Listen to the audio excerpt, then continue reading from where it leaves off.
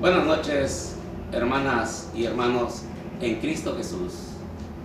Bienvenidos a otro tema más. Gracias por acompañarme en esta noche, en este tema que hoy vamos a conocer. Gracias por acompañarme. Pero antes, vamos a ponernos en la presencia de nuestro Padre Celestial, de nuestro Señor Jesucristo y del Espíritu Santo, y de nuestra Madre la Santísima Virgen.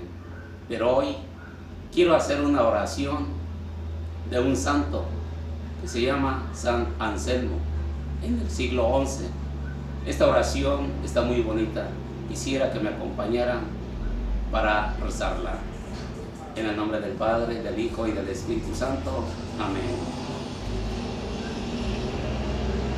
Dame un alma pura, recta, fiel, un conocimiento verdadero y práctico, con el amor de tus mandamientos y la facilidad para cumplirlos, de tal manera, Señor, que pueda progresar sin cesar con humildad en el camino de lo mejor y no fallar jamás. No me abandones, Señor, a mi sola voluntad, ni a la ignorancia o la debilidad humana, ni a mis méritos, ni a nada que no sea tu cuidadosa providencia. Que por mí y en mí se cumpla siempre solamente tu santa voluntad. Amén. Hermanos y hermanas en Cristo, hoy vamos a ver este tema que lleva por título: ¿Quiso Jesús una sola iglesia? Vamos a empezar con este tema. Queridos hermanos, no es raro escuchar de labios de algún católico: yo amo a Jesús, pero no me importa la iglesia. Creo que esta opinión, para muchos, es simplemente un pretexto para seguir viviendo como católicos a su manera. No hacen caso a la iglesia, no van a la misa, no quieren prepararse para recibir dignamente los sacramentos. No hay obediencia a la jerarquía eclesiástica.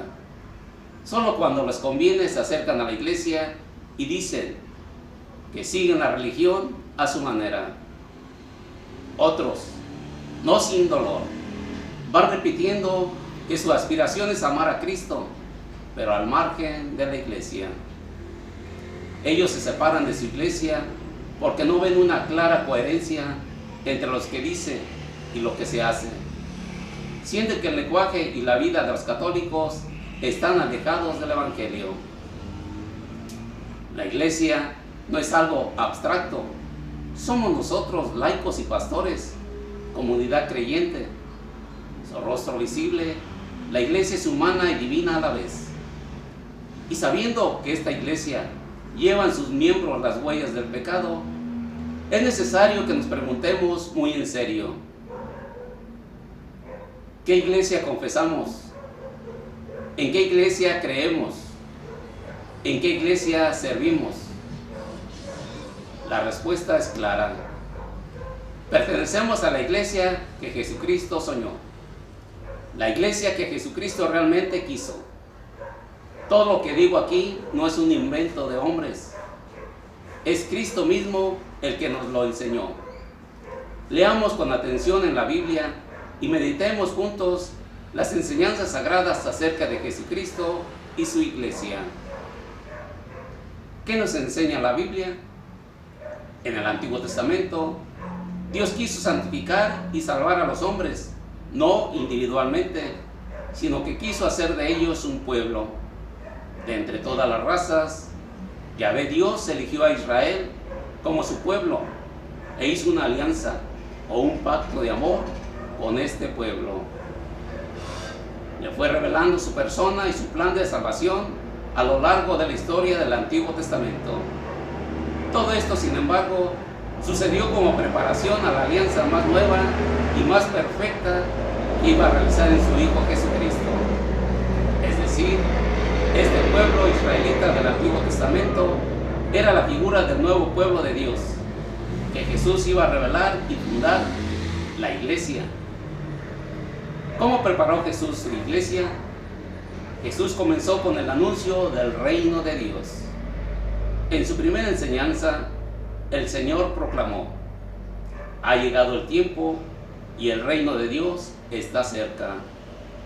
Cambien de actitud y crean en el Evangelio de salvación.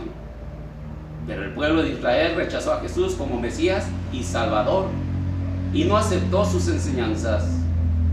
Por eso Jesús comenzó a formar un pequeño grupo de discípulos. Y mientras enseñaba a la multitud con ejemplos, a sus discípulos les explicó los misterios del reino de Dios. Entre los discípulos, el Señor escogió a 12 apóstoles, enviados con Pedro como cabeza. Los 12 serán las células fundamentales y las cabezas del nuevo pueblo de Israel. Para los judíos, 12 era un número que simbolizaba la totalidad del pueblo elegido, como las 12 tribus de Israel. Y el hecho de que haya 12 apóstoles anunció la reunión de todos los pueblos en el futuro nuevo pueblo de Dios. Jesús preparó a sus apóstoles con mucha dedicación. Los inició en el rito bautismal, en la predicación, en el combate contra el demonio y las enfermedades. Les enseñó a preferir el servicio humilde y a no buscar los primeros puestos, a no temer las persecuciones, a reunirse para orar en común, a perdonar mutuamente, y también preparó a sus apóstoles para hacer misiones dentro del pueblo de Israel. Después de la resurrección de Jesús, recibieron la orden de enseñar y bautizar a todas las naciones. Entre los 12, Pedro es quien recibió de Jesús la responsabilidad de confirmar a sus hermanos en la fe. Además, Jesús lo estableció como una roca de unidad. Tú eres Pedro, y sobre esta piedra edificaré mi iglesia, y las puertas del infierno no podrán nada contra ella. A Pedro, la roca, que garantizó la unidad de la iglesia, Jesús le dio la responsabilidad de mayordomo sobre la iglesia. Es Pedro el que abre y cierra las puertas de la ciudad celestial, y él también tiene en sus manos los poderes disciplinares y doctrinales. Yo te daré las llaves del reino de los cielos. Lo que tú prohíbes aquí en este mundo quedará prohibido también en el cielo, y lo que tú permitas en este mundo quedará permitido en el cielo. A los 12, Jesús les encarga la renovación de la cena del Señor. Hagan esto en memoria mía. También les dio la responsabilidad de atar y desatar, que se aplicará especialmente al juicio de las conciencias. Reciban el Espíritu Santo. Si ustedes perdonan los pecados de alguien, estos ya han sido perdonados. Y si no los perdonan, quedan sin perdonar. Estos textos de los evangelios revelan ya la naturaleza de la iglesia, cuyo creador y Señor es Jesucristo mismo. Jesús dio claras indicaciones de una iglesia organizada y visible, una iglesia que será acá en la tierra signo del reino de Dios. Además, Jesús quiso realmente su iglesia construida sobre la roca, y quiso su presencia perpetua en su iglesia por el ejercicio de los poderes de los apóstoles y por la Eucaristía. Y el poder del infierno no podrá vencer a esta iglesia. La iglesia nació en la Pascua y en Pentecostés.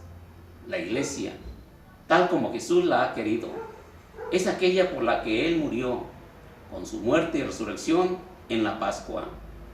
Jesús terminó la obra que el Padre le encargó en la tierra, pero el Señor no dejó huérfanos a los apóstoles, sino que les envió su Espíritu en el día de Pentecostés para reunir y santificar a estos hombres en un pueblo de Dios.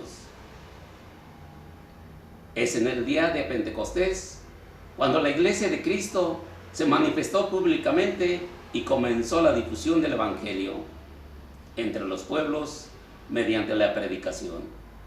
Es la iglesia la que convoca a todas las naciones en un nuevo pueblo para hacer de ellas discípulos de Cristo. La palabra griega eclesia, que aparece en el Nuevo Testamento 125 veces, significa en castellano asamblea convocada o iglesia. Quienes creen en Jesucristo y sean renacidos con la palabra de Dios vivo, no de la carne, sino del agua y del Espíritu, pasan a constituir una raza elegida, un reino de sacerdotes, una nación santa.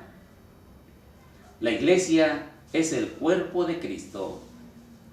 El apóstol Pablo es el autor inspirado que más escudriñó el profundo misterio de la iglesia. Cuando en aquel tiempo Saulo perseguía a la iglesia, el mismo Señor se le apareció en el camino de Damasco.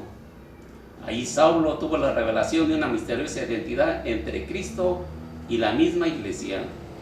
Yo soy Jesús, el mismo a quien tú persigues. Escuchemos en las Sagradas Escrituras la palabra de Dios. Del libro de los Hechos de los Apóstoles. Mientras iba de camino, ya cerca de Damasco, le envolvió de repente una luz que venía del cielo.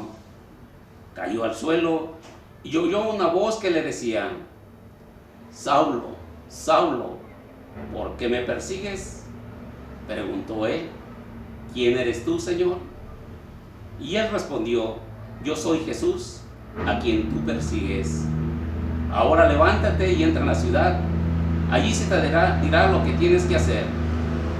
Los hombres que lo acompañaban se habían quedado atónitos, pues oían hablar, pero no veían a nadie. Y Saulo, al levantarse del suelo, no veía nada por más que abría los ojos. Lo tomaron de la mano y lo llevaron a Damasco. Allí permaneció 3 días sin comer ni beber y estaba ciego. Palabra de Dios. Te alabamos, Señor. El camino es el primer nombre que se le dio al cristianismo. No se le veía como una religión más, sino como una nueva manera de vivir iluminada por la certeza de la salvación. ¿Por qué me persigues? A la luz de Cristo, Pablo descubre que su fe era solo fanatismo. Su seguridad de creyente disimulaba mal su orgullo. Pablo se ve pecador, violento y rebelde, pero al mismo tiempo comprende que Dios lo acoge, lo elige y le perdona. Esa es la auténtica conversión cristiana. Este relato sobre la conversión de Pablo ha generado los comentarios más diversos. Muchos se empeñan discretamente en eliminar todo lo que sea intervención del Dios vivo, una crisis de conciencia del perseguidor, una insolación.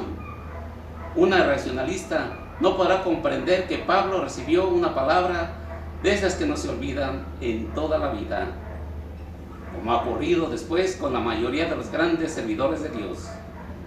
Esa palabra le fue dada en un éxtasis y Pablo salió de allí transformado hasta el punto en que el yo desaparece. Para comprender esta experiencia se necesita la fe. Ya se trate de Moisés o de Pablo o de cualquier otro que haya sido llamado a una gran misión, Dios no lo pone en un camino nuevo sin antes revelarse a ellos. La fuerza de su profetismo es el fruto de un encuentro que ha dejado su impronta. Aparecen siempre 2 aspectos en los que ellos pudieron transmitir de su llamado: un yo soy y un tú harás.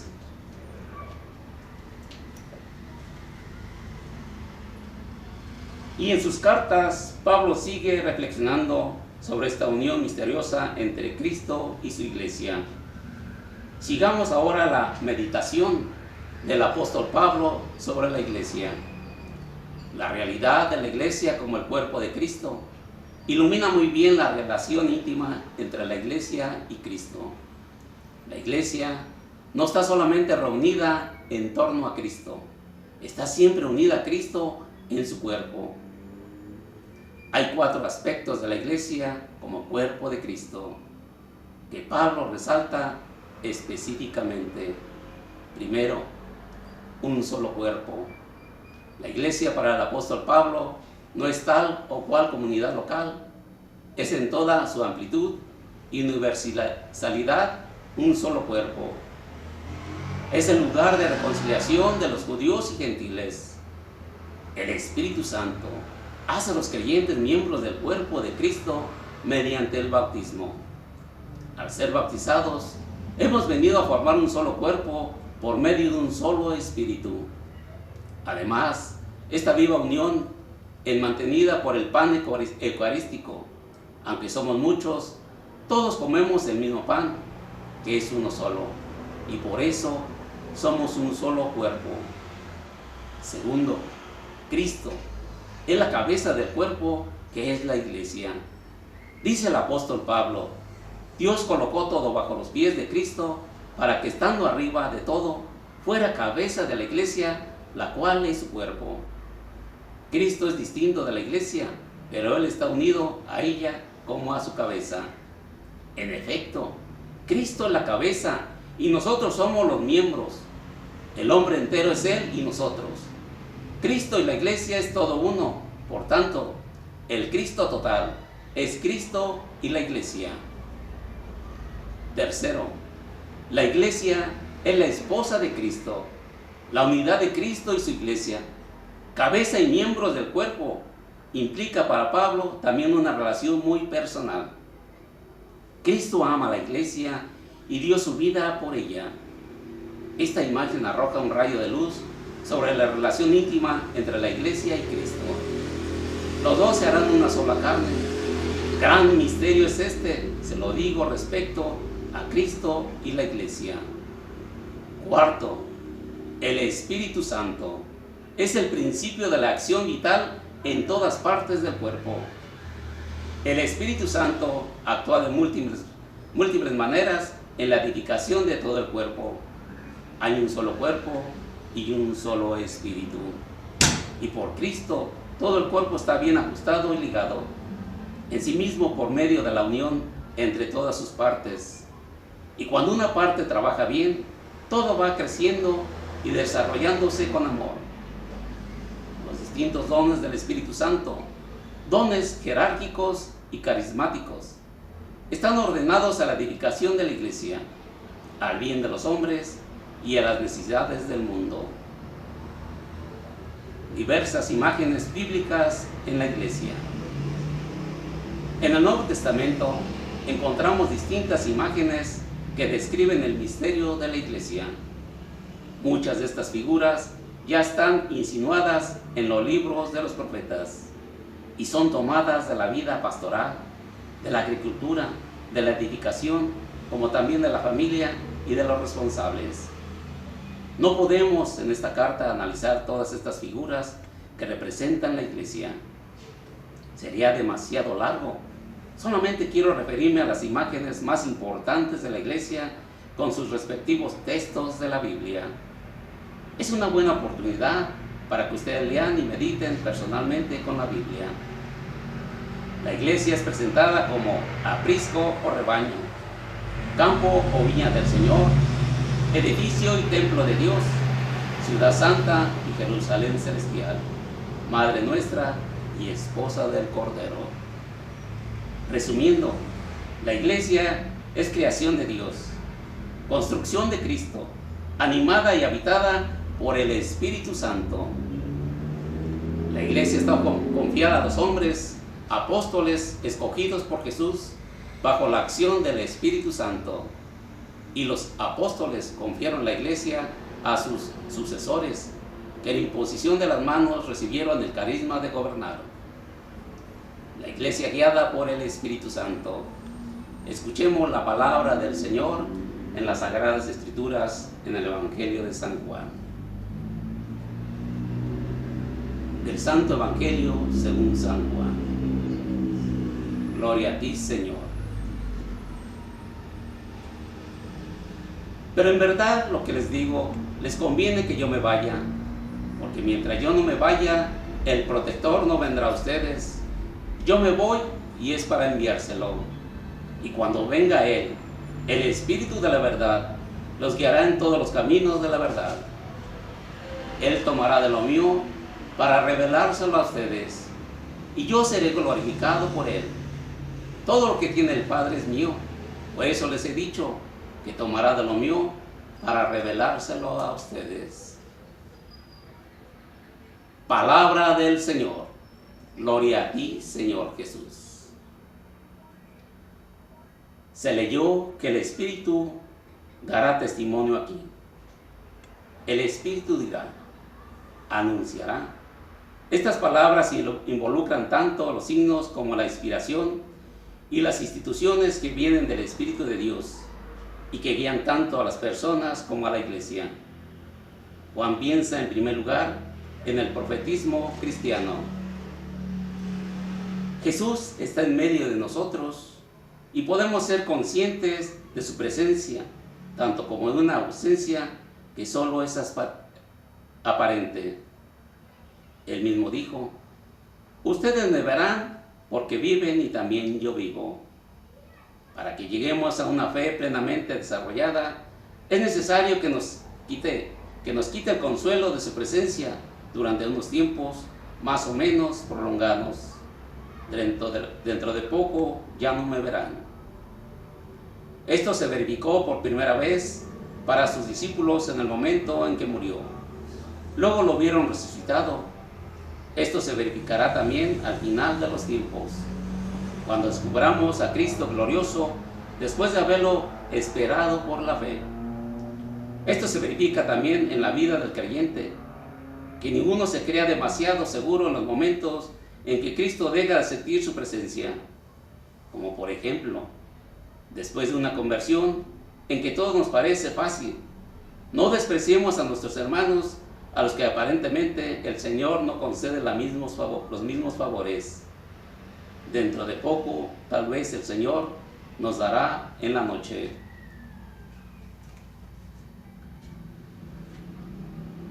Es columna y soporte de la verdad, capaz de guardar el depósito de las sanas palabras recibidas, es decir, de explicarlo sin error.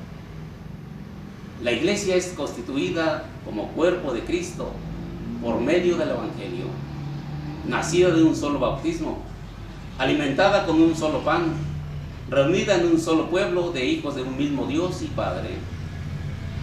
La ley de la iglesia es el mandamiento nuevo, amar como el mismo Cristo nos amó. Esta es la ley nueva del Espíritu Santo, y la misión de la iglesia es ser la sal de la tierra y luz del mundo. Después de esta breve reflexión bíblica acerca de la iglesia de Cristo, no puedo comprender cómo un cristiano puede decir, creo en Jesucristo, pero no en la iglesia. Esta manera de hablar es simplemente mutilar el mensaje de Cristo y refleja una gran ignorancia de la verdad, de la verdadera fe cristiana. La iglesia es la continuación de Cristo en el mundo. En ella se da la plenitud de los medios de salvación, entregados por Jesucristo a los hombres mediante los apóstoles. La iglesia de Cristo es la base y pilar de la verdad. Es el lugar donde se manifiesta la acción de Dios en los signos sacramentales para la llegada de su reino a este mundo. Así que aceptar a Cristo significa aceptar su iglesia. El Cristo total es Cristo y la iglesia. No se puede aceptar a Cristo y rechazar su iglesia. Dijo Jesús a sus apóstoles y discípulos, el que a ustedes recibe, a mí me recibe. Y el que me recibe a mí, recibe al que me ha enviado. Como el Padre me envió a mí, así yo los envío a ustedes. Queridos amigos, la verdadera iglesia de Jesús se reconoce en la iglesia católica a la que nosotros tenemos la dicha de pertenecer. Cierto que la iglesia es a la vez santa y pecadora, porque está formada por seres humanos, pero es la única que entronca y conecta con los apóstoles y con Cristo. A nosotros corresponde crecer día a día en santidad para que brille en ella el rostro de la verdadera iglesia de Cristo. Y siendo esto así, cometería un grave error quien la desconociera. Así que no más cristianos a mi manera, sino a la manera de Cristo dispuso. Y Cristo quiso salvarnos en su iglesia, que es una santa, católica y apostólica. Queridos hermanos y hermanas en Cristo Jesús, este es el mensaje de nuestro Señor Jesucristo. Que creamos en Él, pero también en su iglesia. No podemos dividir a Cristo diciendo, creemos en Cristo, pero no en su iglesia.